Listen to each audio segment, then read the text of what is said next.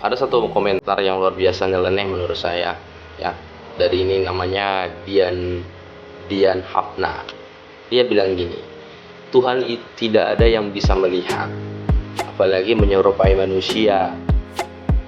Tolonglah kau kalau bisa melihat Tuhan. Oke, saya akan bahas ya. Perhatikan baik-baik.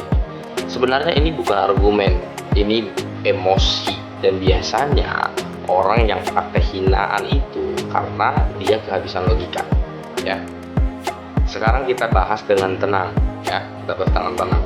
Pertama, ketika seorang berkata Tuhan tidak mungkin dilihat, Tuhan tidak mungkin menyerupai manusia, pertanyaan dasar langsung muncul. Apakah kita itu sedang menjelaskan Tuhan atau sedang membatasi Tuhan? Kan begitu.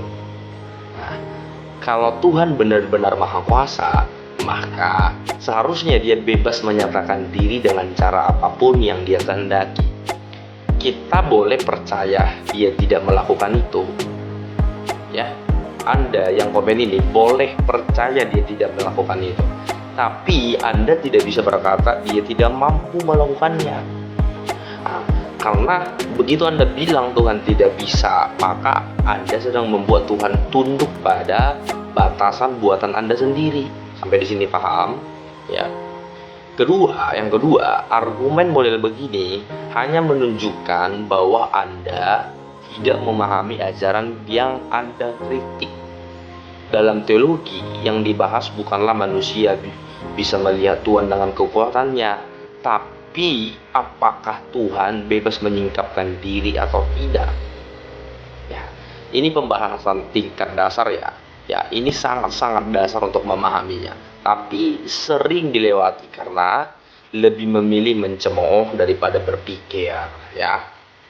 Yang ketiga, ketika hinaan dipakai sebagai penutup kalimat, berarti isi kalimat itu sendiri tidak cukup kuat untuk berdiri tanpa hinaan. Dan itu justru mempermalukan Anda sebagai penulis, bukan saya sebagai targetnya atau orang-orang Kristen lainnya. Jadi kalau mau berdiskusi soal Tuhan, soal wahyu, soal teologi, mari pakai nalar, pakai konsep, pakai logika. Karena selama argumennya hanya Tuhan gak bisa ini, Tuhan gak bisa itu, maka yang dibatasi bukan manusia, yang dibatasi justru Tuhannya. Paham sampai di sini? Belajar berenang.